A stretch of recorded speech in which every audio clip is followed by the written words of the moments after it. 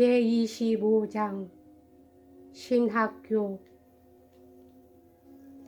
83상띠짜리 점심이 336명분 38상띠짜리 저녁이 336명분 그 위에 자격 있는 자에게는 초콜릿.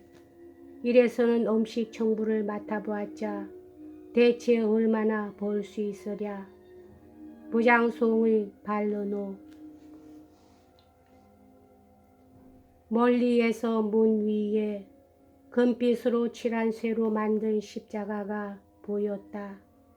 그는 천천히 다가갔다. 무릎 아래쪽의 힘이 빠져가는 것 같은 느낌이 들었다.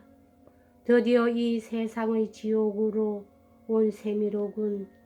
들어가면 다시는 나오지 못하리라. 겨우 결단을 내리고서는 초인종을 눌렀다. 초인종 소리는 그야말로 주변에 사람이 없다는 것을 느끼게 해주는 것처럼 울려 퍼졌다. 10분가량이나 지나서 안색이 좋지 않고 검은 옷을 입은 사나이가 나와 문을 열어주었다. 줄리앙은 상대방의 얼굴을 보고 곧 눈길을 내려깔았다. 그 문지기의 표정은 야릇했다. 튀어나온 초록빛 눈동자가 고양이의 눈동자처럼 동그랗게 떠졌다. 눈시울의 언저리가 전혀 움직이지 않는 것은 어떠한 동정심도 가질 수 없는 성격이라는 것을 나타내는 것이었다. 그 위에 엷은 입술이 덧니 위에 덮어 씌우듯이 반원형을 그리고 있었다. 그렇다고는 하나 그 용모는 범죄자의 그것이 아니라 오히려 나이 어린 자에게 보다 큰 공포심을 일으키는 저 완전한 무감동을 나타내고 있었다.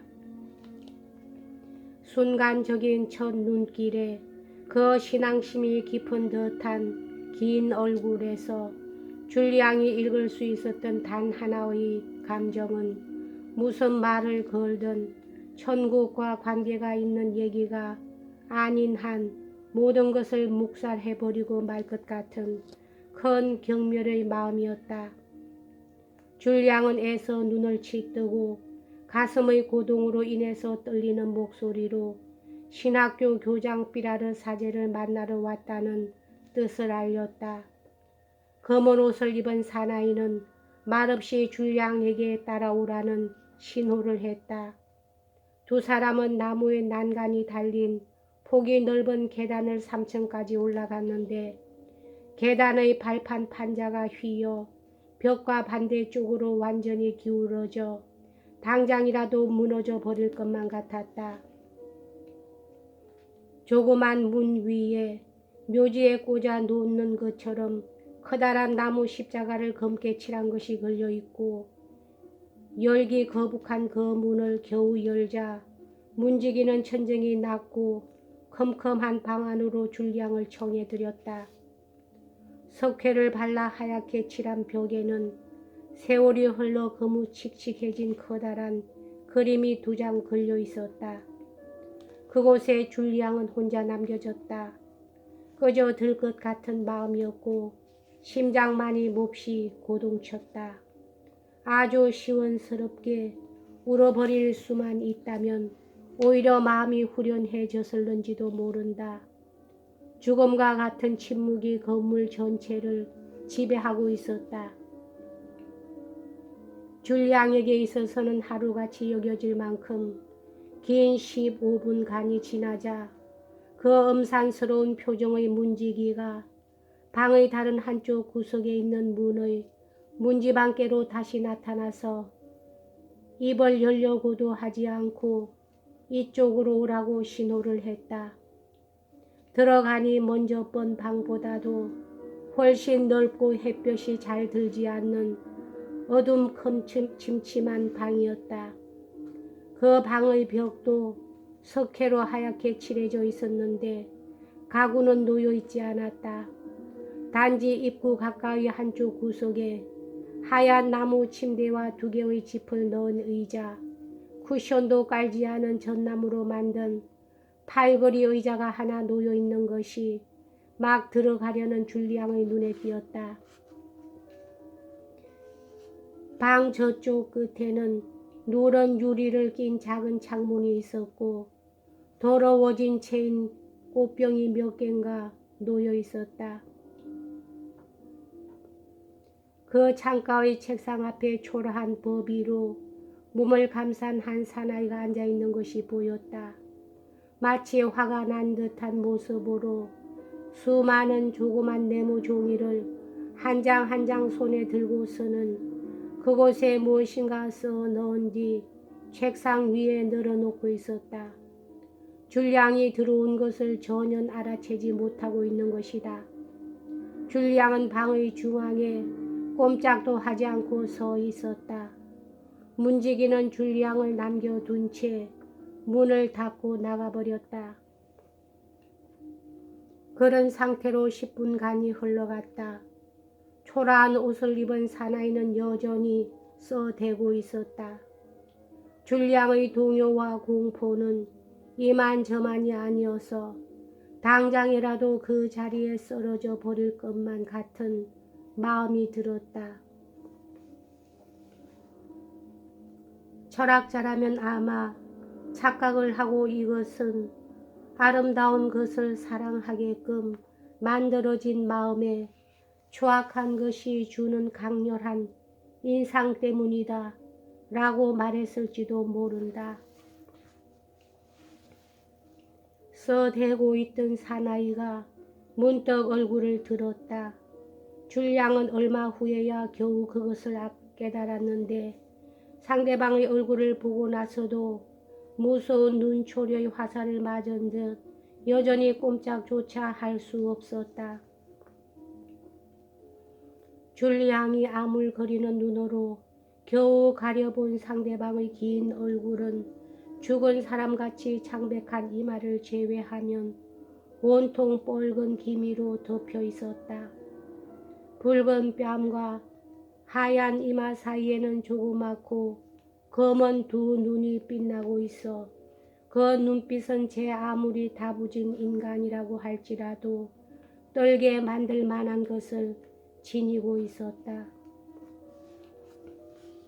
넓은 이마는 찰싹 빗어붙인 풍성한 7억의 머리칼로 태가 이루어져 있었다.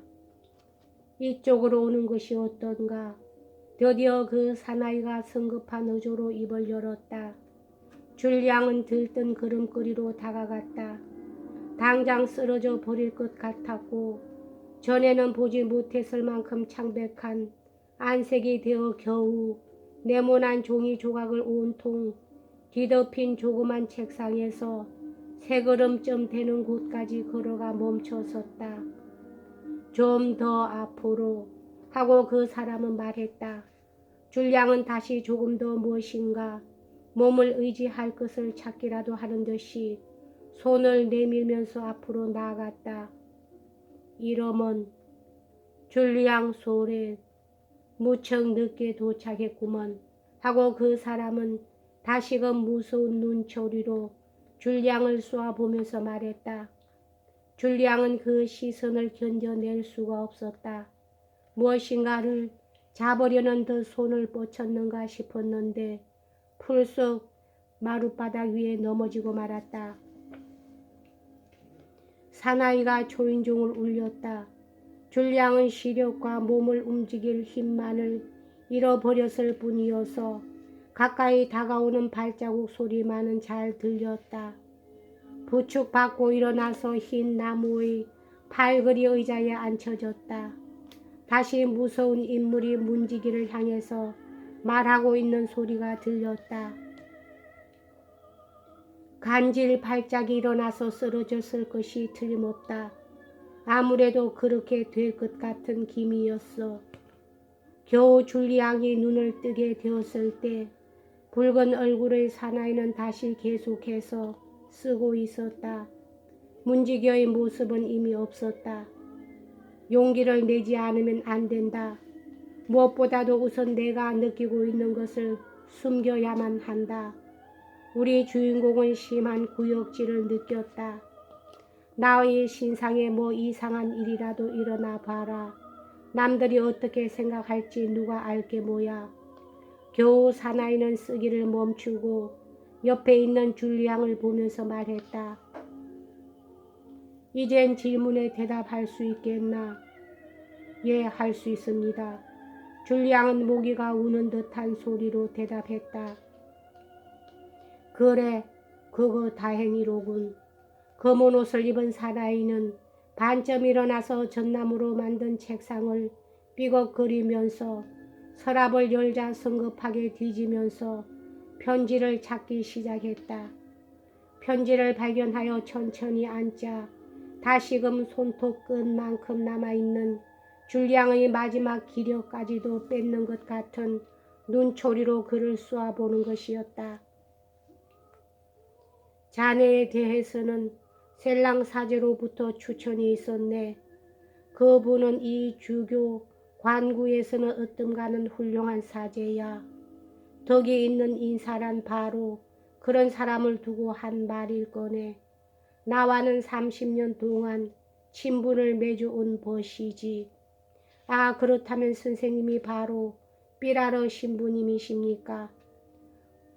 묻는 줄리앙의 목소리는 그저 들 것만 같았다. 그렇다네. 신학교장은 불쾌한 듯이 줄리앙을 쏘아보면서 대답했다. 그의 조그만 두 눈은 한층 더 빛났고 이어 입 양 가장자리의 근육이 무의식적으로 움직였다. 마치 먹이를 탐스럽게 먹기 전에 혀를 날름거리면서 즐기는 호랑이의 표정이었다. 셀랑 사제의 편지는 짧지만 하고 마치 혼잣말을 하는 것 같은 말투로 교장 선생은 계속했다. 현명한 자에게는 몇 마디 말로 충분하다. 요즘 같은 세상에서는 아무리 짧게 쓰더라도 너무 짧다는 말을 듣지는 않을 거야. 교장은 소리 높여 편지를 읽었다. 본 교구 출신자 줄리앙 소레를 소개드립니다. 제가 세례를 베푼 지 20년이나 됩니다만 유복스러운 목재상의 아들로 태어났으면서도 아버지로부터 물려받은 것이라고는 아무것도 없는 몸입니다. 위의 줄리앙은 주님의 포도원에서 일하면서 뛰어난 활동을 할 사람이라고 생각됩니다. 기억력과 이해력도 충분하고 반성력도 가지고 있습니다. 다만 그가 성직을 지향하는 것은 과연 영속적인 것인지 또는 진심에서 우러난 것이라 삐라르 사제는 놀란 듯이 줄리앙을 쏘아보면서 되풀이했다. 그러나 그 눈초리는 아까까지처럼 인간미란 조금도 없는 그런 것은 아니었다. 진심에서 우러난 것이라 선생은 다시 한번 나직한 소리로 되풀이하고 계속하여 편지를 읽어갔다. 줄리앙 소레를 장학생으로 하여 주시도록 높은 배려를 바랍니다. 급비생이 되기 위해 필요한 여러 시험을 치르면 반드시 장학생이 될 수 있을 만한 성적을 거두리라고 믿습니다. 당자에게는 제가 약간 신학의 기초를 가르쳤습니다. 즉 보시에, 아르노, 그리고 플레리 등의 전통 있는 좋은 신학입니다. 만일 줄리앙이 뜻에 어긋나는 일이 있으실 때에는 제발 저에게로 돌려보내 주시기를 부탁드립니다. 잘 아시는 빈민, 수용 소장님 등은 자제의 가정교사로서 본인에게 800프랑을 지급한다는 뜻을 밝히고 있습니다. 주님의 가호에 의해 저는 극히 편안한 심경이오며 상당한 타격에도 익숙해졌습니다. 건강을 비우며 우위를 바라옵니다. 삐라르 사제는 편지를 읽으면서 목소리를 낮추어 한숨과 함께 셀랑이라는 이름을 발음했다. 편안한 심경이란 말이지. 아니 정말로 그처럼 덕이 높은 사람이니까 그만한 보상을 얻을 수 있는 것은 당연하다. 주여, 때가 이르면 저에게도 그러한 보상을 내려주시옵소서. 그는 하늘을 우러르고 십자를 그었다. 그 기도하는 모습을 보고 줄리앙은 그 건물에 한 발을 들여놓은 이후로 이제껏 그의 마음을 얼리고 있던 깊은 공포가 엷어지는 것을 느꼈다. 이어코 삐라로 선생이 입을 열었다. 날카로운 말투였는데 짓궂은 기는 없었다. 이 학교에는 성직에 취임하기를 진심으로 원하고 있는 자가 321명이 있다.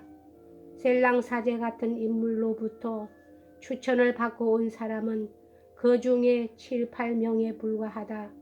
그러므로 이 321명 중에서 자네는 9번째가 되는 셈이다. 그런데 내가 보살펴준다는 것은 누구를 특히 사랑한다든가 버릇없이 구는 것을 덮어준다든가 하는 것이 아니야. 오히려 악덕에 떨어지는 것을 막기 위해 주의를 기울이고 다른 자보다 배 이상이나 엄격하게 대한다는 것이다. 자, 출입문을 잠그고 오게. 여기까지 하겠습니다.